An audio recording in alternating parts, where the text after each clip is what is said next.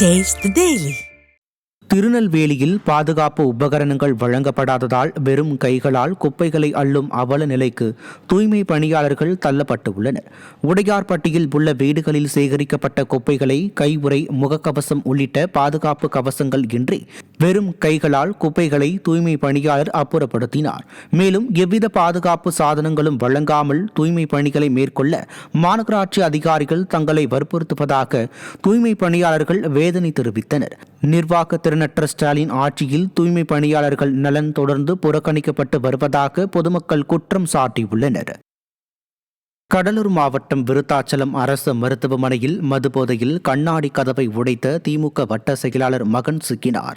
கஷ்பா பகுதியைச் சேர்ந்த திமுக வட்ட செயலாளர் கோவிந்தன் என்பவரின் மகன் பெரிய தம்பி மதுபோதையில் தற்கொலைக்கு முயன்றதாக கூறப்படுகிறது. சிகிச்சைக்காக விருத்தாச்சலம் மருத்துவமனைக்கு சிலம்பு என்பவருடன் இரவில் சென்ற பெரிய தம்பி மருத்துவரிடம் தகராறு செய்துள்ளார். அப்போது ஆத்திரத்தில் அங்கிருந்த கண்ணாடி கதவை கைகளால் குத்தி உடைத்துள்ளார். இது தொடர்பான புகாரில் இருவரும் சிக்கிய நிலையில் திமுக என்றாலே அராஜகம், அராஜகம் என்றாலே திமுக என்பது மீண்டும் மீண்டும் நிரூபணமாகி வருவதாக மக்கள் காட்டமாக விமர்சிக்கின்றனர்.